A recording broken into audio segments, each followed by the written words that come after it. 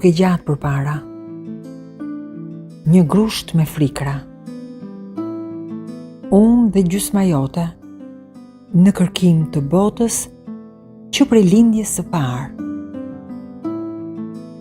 Se njeriu lind e rilind disa herë nga hiri i djegjes, në përpjekjet për të kuptuar mes vetëve që mbart kuptimesh. Këtë do ta kuptoja në të ardhmen e djeshme, pra pikërisht sot. Sot, kur të ardhmen e nesërme e përtyp qetë, pangut, mirë, në hijen e vetes time të plot. Nuk ka gjë se sot mungon. Asgjë nuk ndodh për asgjë.